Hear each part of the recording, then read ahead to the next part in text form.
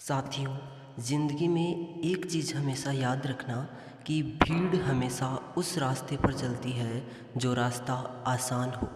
लेकिन इसका मतलब ये नहीं है कि भीड़ हमेशा सही रास्ते पर चलती है। इसलिए आज से अपने रास्ते खुद चुनिए, क्योंकि आपको आपसे बेहतर कोई और नहीं जानता। साथियों, आज हम सीखेंगे एसिड बेस एंड साल्ट्स के बारे में, यानी कि अम्ल, क्षार और लवणों के बारे में। तो शुरू करते हैं आज के लेसन को। तो जैसा कि आपको स्क्रीन के ऊपर दिख रहा होगा कि पदार्थों को स्वाद के आधार पर 3 प्रकारों में बांटा गया है, जो है अम्ल, क्षार और लवण। इतनी बात हम सबको याद है कि हम इन 3 चीज़ों के बारे में भी पढ़ने वाले हैं। पहला है अम्ल, दूसरा है क्षार और तीसरा है लवण। अब आगे हम देखते हैं कि सबसे पहले हमें इन तीनों के कुछ नॉर्मल जो लक्षण है, प्रॉपर्टीज़ है, वो जाननी होगी, क्योंकि उनमें से कुछ क्वेश्चन आते हैं। तो सबसे पहले हम अम्ल के बारे में जानें कि अम्ल स्वाद में खट्टे तथा नीले लिटमस को लाल कर देते हैं। इनका पीएच मान 7 से कम होता है और एग्जाम्पल्स होते हैं इनके HCl यानी हाइड्रोक्लोरिक अम्ल, नींबू, दही आदि। दूसरा, हम क्षार के बारे में जानें कि क्षार स्वाद में कड़वे लाल लिटमस को नीले करते हैं तथा इनका पीएच मान 7 से अधिक होता है और इनके उदाहरण हो जाएंगे NaOH और KOH। NaOH का मतलब होता है सोडियम हाइड्रोक्साइड और KOH का मतलब होता है पोटेशियम हाइड्रोक्साइड। और लवणों के सामान्य गुण क्या हो जाएंगे कि लवण का स्वाद नमकीन लिटमस पर कोई प्रभाव नहीं डालते, वह इनका पीएच मान 7 होता है। एग्जाम्पल हो जाएंगे NaCl यानी कि सोडियम क्लोराइड या साधारण नमक तथा KCl यानी कि पोटेशियम क्लोराइड। अब इन तीनों में ज़्यादातर चीज़ें तो याद रह जाने वाली हैं, जैसे स्वाद, ये सबको याद रह जाएगा। पीएच मान भी याद रह जाएगा कि अम्लों का 7 से कम, क्षारों का 7 से ज़्यादा और लवणों का 7 होता। लेकिन एक चीज़ है जो कंफ्यूज करती है, वो है लिटमस वाली। तो एक चीज़ आपको याद रखनी है कि लवण लिटमस के ऊपर कोई प्रभाव नहीं डालते, लेकिन ऊपर वाले दोनों कंफ्यूजिंग करते हैं, भाई कौन लाल को नीला और कौन नीले को लाल करता है। तो एक छोटी सी ट्रिक है जो अम्लों के लिए है और क्षार जस्ट उसका उल्टा हो जाएगा। तो कौन सी ट्रिक है, आपको एक वर्ड याद रखना है, अनील। ए का मतलब अम्ल, नी का मतलब नीला और ले का मतलब लाल, यानी अम्ल नीले को लाल करते हैं और क्षार जस्ट इसका उल्टा हो जाएगा, यानी लाल को नीला करते हैं। ये पीएच मान होता क्या है, इसके बारे में हम जानते हैं कि जैसा कि आपको डायग्राम में दिख रहा है, ये एक पीएच स्केल होता है जो कि किसी भी पदार्थ की प्रकृति को बताता है। इसके ऊपर 0 से लेकर 7 तक अंक अंकित होते हैं, जैसा कि आपको चित्र में दिख रहा है। और 0 से लेके 7 तक के जो अंक है या 7 तक अगर किसी पदार्थ का पाठ्यांक आता है तो उस पदार्थ को अम्लीय माना जाता है। यदि किसी पदार्थ का पाठ्यांक 7 से लेके 14 तक आता है तो उसको क्षारीय माना जाता है। और यदि किसी पदार्थ का पाठ्यांक बराबर 7 आता है तो उसे उदासीन या लवण माना जाता है। तो ये एक सिंपल सी बात है जो कि आपको पीएच स्केल के बारे में या पीएच के बारे में याद रखनी है। अब ज़्यादातर पहले के एग्ज़ाम्स में जो क्वेश्चन है वो जनरल प्रॉपर्टीज़ यानी कि सामान्य लक्षणों में से पूछी जाती थी, जो कि सभी लोग कर देते थे आसानी से। लेकिन आजकल जो क्वेश्चन है वो अम्ल क्षारों की जो क्लासिक अवधारणाएं हैं जो कि प्रचलित है, उनमें से क्वेश्चन पूछे जाते हैं। तो सबसे पहली जो अवधारणा है वो है आर्रेनियस की अवधारणा। तो इसे हम समझते हैं कि आर्रेनियस के अनुसार अम्ल वे पदार्थ होते हैं जो जलीय विलयन में H+ या H3O+ देते हैं। जलीय विलयन में H+ स्वतंत्र नहीं होता, यह H2O से क्रिया करके H3O+ बना लेता है, जैसे HCl, HNO3 इत्यादि। तो आपको याद रखना है कि जो पदार्थ जल में डालने पर H+ आयन देते हैं या उनके टूटने के ऊपर कहीं ना कहीं H+ बनता है तो वो पदार्थ आर्रेनियस के अनुसार अम्लीय होंगे। आपको H3O+ के बारे में ज़्यादा ध्यान नहीं रखना, आपको याद रखना सिर्फ H+।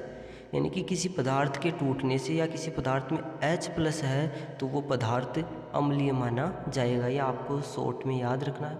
जैसे नीचे वाले आपको ब्रैकेट में दिख रहा होगा, एक पदार्थ है HCl यानी कि हाइड्रोक्लोरिक अम्ल। जब इसको पानी में डालते हैं तो आपको H+ तथा Cl- बनता है। यहाँ पे H3O+ लिख रखा है, जिसका मतलब H+C हमको मानना है। ऐसे HNO3 ये टूटेगा NO3- और H+ में, तो ये दोनों क्या हो जाएंगे, एसिड या अम्ल। अब क्षारक के बारे में आर्यनियस ने क्या बोला कि क्षारक वे पदार्थ है जो जलीय विलयन में OH- या हाइड्रोक्साइड आयन देते हैं, जैसे NaOH और KOH। यानी कि क्षारक के बारे में आर्यनियस ने बोला कि जो पदार्थ पानी में डालने पर टूटे और उनके टूटने पर कहीं ना कहीं OH- बने यानी हाइड्रोक्साइड आयन बने, तो उन पदार्थों को हम क्षारक बोलेंगे। जैसा कि आपको नीचे 2 रिएक्शन दिख रही है, पहली में NaOH है, जब इसको पानी में डाला तो ये Na+ और OH- में टूटा, यानी कि ये क्या हो गया, क्षारक। ऐसे दूसरा एग्जाम्पल है KOH, तो जब इसको पानी में डाला तो ये K+ और OH- में टूट गया, तो ये भी क्या हो जाएगा, क्षारक हो जाएगा। बिल्कुल आसान है, याद रखना। आर्यनियस के अनुसार क्या हो जाएगा कि अम्ल तो जल में डालने पर H+ देंगे और क्षारक जल में डालने पर OH- देंगे। ये सिंपल सी भाषा में आपको याद रखना है। दूसरी अवधारणा थी, वो वैज्ञानिक कौन था, वो था ब्रोंस्टेड-लोरी की अवधारणा। इन्होंने क्या बोला कि ब्रोंस्टेड-लोरी के अनुसार अम्ल प्रोटॉन दाता होते हैं तथा क्षार प्रोटॉन ग्राही होते हैं। उन्होंने सयुग्मी अम्ल एवं सयुग्मी क्षारक की अवधारणा भी दी।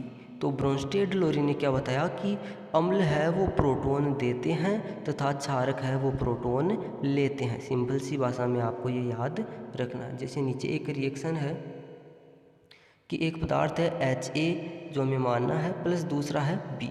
तो आगे क्या हो रहा है कि जो A- आपको दिख रहा है उसका मतलब है कि इसमें से एक प्रोटॉन, यानी कि इसने एक प्रोटॉन ग्रहण किया है। जब भी कोई चीज़ ग्रहण करते हैं तो उसके ऊपर माइनस का साइन लगाया जाता है, यानी इसने प्रोटॉन ग्रहण किया है, इसलिए ये अब क्या हो गया, ये ये सयुग्मी क्षार हो गया। एक बार इसको दोबारा समझिए कि एक रिएक्शन है Ha+B, तो Ha है वो अम्ल माना जाएगा और B माना जाएगा क्षारक, क्योंकि Ha है वो B को एक प्रोटॉन दे रहा है। अब जो प्रोटॉन देता है वो तो क्या हो जाएगा, जो प्रोटॉन देता है वो तो क्या हो जाएगा, वो तो हो जाएगा सयुग्मी क्षार। जैसे और जो प्रोटॉन लेता है वो हो जाएगा सयुग्मी अम्ल, यानी सयुग्मी अम्ल और अम्ल ये दोनों वर्ड एक दूसरे के बिल्कुल अपोजिट है। आगे देखिए कि HAA को अम्ल सयुग्मी क्षार युग्म तथा H और Hb+ को क्षार सयुग्मी अम्ल युग्म कहते हैं, यानी कि जैसा अभी हमने बताया वैसा ही होता है। यानी Ha और A ये एक ग्रुप हो गया जिसे हम अम्ल और सयुग्मी क्षार युग्म कहेंगे, क्योंकि Ha तो क्या हो गया, Ha हो गया अम्ल और A क्या हो गया, ये हो गया सयुग्मी क्षार। उसी प्रकार H और Hb+ को हम क्षार सयुग्मी अम्ल युग्म क्यों बोलेंगे, क्योंकि B तो हो जाएगा क्षार और Hb+ हो जाएगा सयुग्मी अम्ल। तो ब्रोंस्टेड-लोरी की अवधारणा में हमें एक बात याद रखनी है, कंपटीशन में यदि पूछ ले कि ब्रोंस्टेड-लोरी के अनुसार अम्ल क्या होते हैं, तो आपको ऑप्शन में क्या टिक करके आना है कि ब्रोंस्टेड-लोरी के अनुसार अम्ल प्रोटॉन दाता होते हैं और क्षार प्रोटॉन ग्राही होते हैं। ये बात हमें याद रखनी है। आगे देखिए, एक रिएक्शन के द्वारा समझा रखा है कि H2O + NH3 इससे क्या बन रहा है, NH4+ और OH-। तो H2O है वो एक प्रोटॉन दे रहा और प्रोटॉन देने के बाद ये OH- में बदल गया, यानी H2O यहाँ पर क्या माना जाएगा, एसिड माना जाएगा। उसी प्रकार NH3 है ये एक प्रोटॉन ग्रहण करा और NH4 में बदल गया, इसलिए NH3 क्षार माना जाएगा। तो ब्रोंस्टेड-लोरी की अवधारणा में याद रखना कि अम्ल तो प्रोटॉन देते हैं और क्षार प्रोटॉन लेते हैं। आर्यनियस में क्या याद रखना है कि आर्यनियस के अनुसार, एक बार पीछे देख लीजिए कि आर्यनियस के अनुसार क्या बोला था कि जो पदार्थ जलीय विलयन में H+ देते हैं वो अम्ल हो जाएंगे और जो OH- देते हैं वो क्षार हो जाएंगे। और ब्रोंस्टेड लोरी के अनुसार क्या हो जाएंगे कि अम्ल प्रोटॉन देते हैं और 4 प्रोटॉन लेते हैं। अगली अवधारणा है वो है लुईस की अवधारणा। तो लुईस ने क्या बोला, तो लुईस के अनुसार अम्ल वे पदार्थ जो प्रोटॉन युग्म ग्रहण करते हैं तथा क्षार वे पदार्थ होते हैं जो इलेक्ट्रॉन युग्म त्यागते हैं। अतः अम्ल इलेक्ट्रॉन युग्म ग्राही तथा क्षार इलेक्ट्रॉन युग्म दाता होते हैं। तो लुईस की संकल्पना जो कि वर्तमान में सबसे ज़्यादा चलन में है, इसे हमें कैसे याद रखना है कि लुईस ने सिंपल सी बात बोली थी कि अम्ल तो इलेक्ट्रॉन युग्म ग्रहण करते हैं यानी कि लेते हैं तथा 4 इलेक्ट्रॉन त्यागते हैं। यानी याद रखना है कि अम्ल तो इलेक्ट्रॉन लेते हैं और 4 इलेक्ट्रॉन देते हैं। ठीक है, अब एक नीचे एग्जाम्पल है, जैसे BF3 + NH3, आगे क्या बन रहा है F3B या BF3 NH3। तो आपको दिख रहा है कि जो BF3 है वो दोनों तरफ से ये जो सिंबल लगा रखे वो है इलेक्ट्रॉन लेने के, यानी दोनों तरफ से इलेक्ट्रॉन ग्रहण कर रहा है। यानी कि यदि कोई पदार्थ इलेक्ट्रॉन ग्रहण करता है तो उसे हम अम्ल बोलते हैं। यानी इस रिएक्शन में BF3 हो जाएगा एसिड और NH3 क्या हो जाएगा बेस या क्षार। तो सिंपल सी भाषा में लुईस की संकल्पना को कैसे याद रखना है कि लुईस तो इलेक्ट्रॉन युग्म ग्रहण कर कि जो अम्ल है वो तो इलेक्ट्रॉन युग्म ग्रहण करते हैं तथा 4 इलेक्ट्रॉन युग्म त्यागते हैं।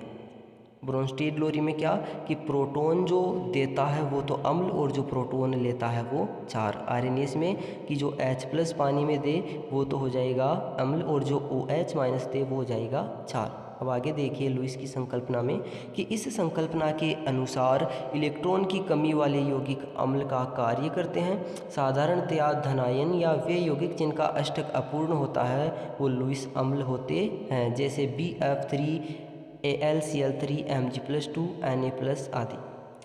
तो लुईस ने बताया कि कौन से पदार्थ इलेक्ट्रॉन ग्रहण करके अम्ल बनेंगे। तो सिंपल सी भाषा में हमें याद रखना है कि वो ही पदार्थ इलेक्ट्रॉन ग्रहण करेगा जिनके पास इलेक्ट्रॉन की कमी हो। अब इलेक्ट्रॉन की कमी किनके पास होती है, एक तो जो धनायन हो जो पहले से किसी को इलेक्ट्रॉन दे चुके हों, दूसरा जिनका अष्टक अपूर्ण हो यानी कि जो इलेक्ट्रॉन की जिन्हें आवश्यकता हो, और जिनको अपना अष्टक पूर्ण करना हो वो इलेक्ट्रॉन ग्रहण करेंगे। तो इनके उदाहरण हमें बिल्कुल याद रखने हैं क्योंकि ये एग्जाम्स में पूछे जा सकते हैं कि जो लुईस अम्ल है उनके उदाहरण क्या हो जाएंगे, हो जाएंगे BF3 AlCl3 Mg+2 और Na+। ये कुछ उदाहरण हमें याद रखने हैं। आगे देखिए कि इलेक्ट्रॉन धनी या एकांकी इलेक्ट्रॉन युग्म रखने वाले यौगिक लुईस 4 का कार्य करते हैं। इसके उदाहरण क्या हो जाएंगे H2O NH3 OH और Cl-। यानी कि अब जो 4 कौन सी चीज़ हो जाएंगी जिनके पास इलेक्ट्रॉन ज़्यादा हो और जो इलेक्ट्रॉन देंगे। तो कौन इलेक्ट्रॉन देगा, जो पदार्थ इलेक्ट्रॉन धनी हो यानी जिसके पास इलेक्ट्रॉन ज़्यादा हो, या एकांकी इलेक्ट्रॉन युग्म हो यानी कि जिनके पास कुछ इलेक्ट्रॉन अलग से पड़े हो जो बंद में काम नहीं आ रहे, वो पदार्थ क्या करेंगे इलेक्ट्रॉन त्यागेंगे और लुईस 4 कहलाएंगे। उदाहरण याद रखने हैं हमें कौन से H2O NH3 OH- और Cl-। ठीक है पदार्थ जो दोस्तों, एक चीज़ तीनों जो संकल्पनाएं हैं वो कन्फ्यूजिंग करने वाली है। तो एक बार फिर से मैं रिपीट कर रहा हूँ कि आर्यनियस ने बोला था कि अम्ल तो है वो H+ देते हैं, किसमें जलीय विलयन में, 4 OH- देते हैं जलीय विलयन में। फिर ब्रोंस्टेड लोरी ने बताया कि जो अम्ल है वो प्रोटॉन देते हैं और 4 प्रोटॉन लेते हैं। और जो लास्ट में लुईस ने क्या बताया था, लुईस ने बताया कि अम्ल तो प्रोटॉन ग्रहण करते हैं और 4 प्रोटॉन त्यागते हैं। ये तीनों संकल्पनाओं में बताया गया था जो हमें याद रखना है। दोस्तों यदि आपको आज का वीडियो अच्छा लगा और आपको यदि ऐसा लगता है कि आने वाली एग्ज़ाम्स में ये वाला टॉपिक आपके काम आएगा तो जल्दी से वीडियो को लाइक कर दीजिए, शेयर कर दीजिए और चैनल को सब्सक्राइब कर दीजिए।